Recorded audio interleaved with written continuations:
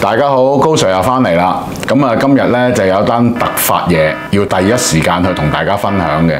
相信你哋睇咗上一條片咧，都知道我係帝陀嘅瘋狂 fans 啦，係咪？咁事緣咧就係話8月30號晚上咧，我就同朋友食飯嘅時候咧，突然間收到個 WhatsApp。咁收到咩 WhatsApp 咧？就係原來帝陀喺嗰日突然間改咗個網頁，出咗隻新錶。咁啊，同以前啊好唔同啦。以前出新錶咧都會有個倒數啊，搞下花神啊，咁啊整呢整路咁樣。但係今次唔知點解咧，突然間就出咗嚟。咁啊有個朋友 send 俾我啦，咁我睇。咦？點解會有隻 Pelagos 係39mm 嘅咧？係咪帝陀網站俾人 hack 咗咧？不嬲都係42啊嘛，最多出咗隻 FXD 都唔係好耐，追查咗好耐啊，問咗好多朋友，哦，原來真係8月30號 announce 咗會出一隻 Pelagos 39mm，咁啊千辛萬苦啦，冇理由第一隻我唔會攞噶嘛，我一定會去揾翻嚟同大家分享一下噶嘛，咁所以我就喺另外一日8月31號咧，我就買咗一隻翻嚟，希望可以同大家開箱分享一下嘅。咁而家咧呢隻錶咧就喺我手上啦，咁我就借住呢個機會，希望同大家開箱睇一睇呢隻錶究竟有咩咁特別？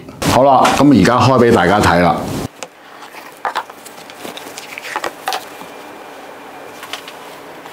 嗱，呢隻就係最新嘅 Pelagos 39mm 全 Titanium 嘅。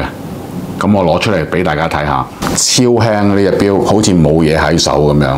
首先講一講呢個錶，基本上咧，佢無論係條錶帶啦，無論係個錶殼啦，佢都係用咗2級嘅 Titanium 去製造嘅。咁點解係要用2級 Titanium 咧？一陣間再同大家分享。錶帶全條都係鈦製造，咁同埋大家都見到呢啲T-lock 啊、T-fit 扣啊、安全鎖啊，咁一陣間再開啦嚇。至於尺寸方面咧，直徑係39mm，而個厚度咧係11.8mm。嗱，如果大家對11.8mm 咧係冇咩概念的話咧，可以話俾大家聽 Black Bay 58係11.9mm 嘅。咁如果你係擁有 Black Bay 58嘅話，你就知道大概係咩厚薄啦。而重量方面就真係輕得驚人。呢隻錶咧只係得110個 gram， 係冇聽錯，係110個 gram， 好似冇嘢一樣啊。Lug to lug 咧就係47mm 嘅。呢個位 Lug to lug 47mm， 除咗錶殼同埋錶帶以外咧，就算連呢粒霸的咧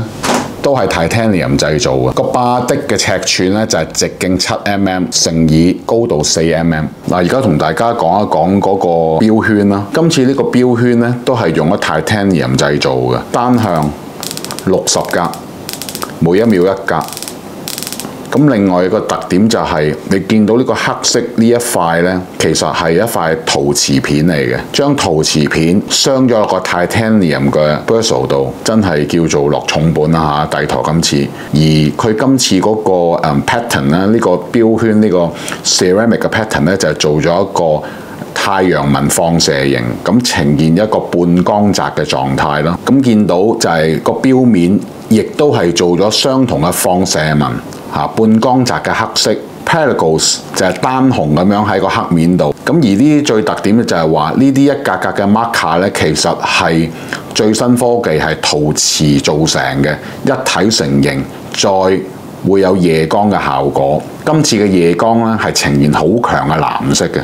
咁啊，玻璃就同其他嘅帝陀玻璃一樣啦，都係藍寶石啦，而係大家可以睇睇係平面㗎啦嚇，唔係卜面啊，今次係平面嘅，因為冇日曆啦，咁所以就係做平面就 OK 啦。嗱，錶殼方面咧就同早期42mm Pelagos 有啲唔同啦，佢冇放氣蛙腦嘅，咁所以先可以做到11.8mm 咁薄。咁講起點解要有個放氣蛙腦咧？因為之前42mm 嘅 model 咧，佢個防水係可以去到500米。而今次呢一隻咧就比較大眾化啲，一般嘅用家都可以帶翻工啊，冇咁累贅，咁所以咧佢就唔加個放氣蛙腦啦。但係嗰個防水深度咧去到200米嘅啫，但係其實夠用咧，講真。而家開始講一講個機芯同埋校標俾大家睇。呢隻錶嘅機芯咧同以前嘅42mm有日曆嘅機芯咧就唔同。呢隻錶係用咗一個自家嘅 MT5400機芯，天文台級。而 Power Reserve 嘅動力儲備係有70個鐘頭。嗱，校一校個錶俾大家睇啦嚇，咁你可以睇到好清楚嗰個紅色個單紅字咧，其實真係同個錶面絕配。你好唔留意其他嗰啲白色字咧，你睇唔到咧。Pelagos 個紅色字你都睇得好清楚，所以真係幾型仔嘅今次。咁啊鎖把啦，巴的一樣有盾牌 logo 啦。呢個殼嘅收口真係做得幾好噶。拉絲啞式嘅拉絲處理，帶連殼都係拉絲處理。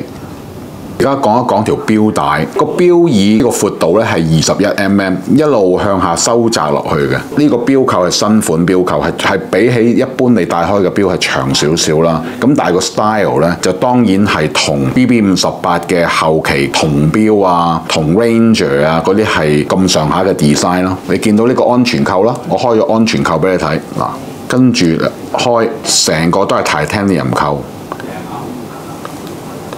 咁當然唔少得啦，呢個係帝陀嘅最新嘅 T-Fit 設計啦，掹上嚟可以校錶帶啦，呢度拉上拉落，大概係個位咧，大概係一格錶帶咁上下啦，咁所以你可以 fine tune 咯。如果係因為夏天你覺得隻手好大汗好黏嘅，你可以校翻鬆少少，即刻一掹一拉就向上就已經係啦。咁仲有一個係好隱蔽，專係 for 呢個潛水錶而設計嘅潛水衣嘅 extension 咧。因為當你着咗潛水衣啊、戴咗手套之後咧，你個手腕會肥咗好多噶嘛，大咗好多噶嘛。咁佢呢度咧就有個新嘅設計，就係掹開佢呢度咧就褪開一格，再咁樣扮翻落嚟。咁你就會即時可以解決嗰個問題。當你除咗潛水衣之後咧，你就可以咁樣將佢拉翻落嚟，咁樣扣翻，跟住拍翻落嚟，咁就可以正常帶翻出街啦。嗱，今次呢隻錶除咗個 Titan 錶帶以外咧，其實同一如以往以前嘅 Pelagos 佢一樣會有跟橡膠膠帶。咁而家我攞埋條橡膠膠帶俾大家睇。嗱，呢一條咧就係橡膠膠帶，而呢一條咧就係預咗你換防水衣嘅時候咧，要穿喺度做 extension 嘅 extension 帶啦，有彈性嘅呢條，好細心啊！咁係咁以配一配俾大家望一望，就係配咗橡膠膠帶之後個樣係會變成點咧？會變成係咁樣嘅。咁你諗下，隻錶而家都係只係得110個 gram， 咁如果配埋條帶，我諗最多可能你得翻70個 gram， 真係好輕，咁所以應該戴起上嚟會好舒服。而呢個錶帶嘅扣都係 titanium 做嘅。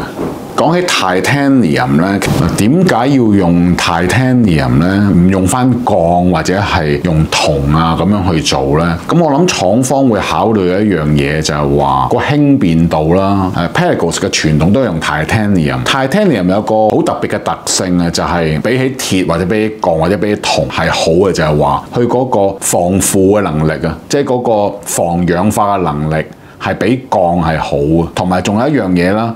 輕咯，好多朋友會問啊，乜嘢叫做 Grade 2或者2級嘅 Titanium 咧？同我哋一般做飛機嘅 Titanium 會唔會有啲咩唔同咧？2級嘅 Titanium 係民用嘅純 Titanium， 佢係喺 Titanium 之中咧叫做比較輕嘅一種，同我哋成日聽到話要嚟做車啊、做飛機零件嘅 Titanium 咧係更加輕。因為佢係純 titanium， 而一般做飛機嘅 titanium 咧，我哋會用5級嘅 titanium， 嗰個叫 Grade 5。咁其實佢嗰隻咧就係一個 titanium 嘅合金，就唔係純 titanium。合金就係溝咗其他嘢，例如鋁啊、例如鈷啊呢啲咁嘅物質，所以佢嘅重量方面就冇2級咁好。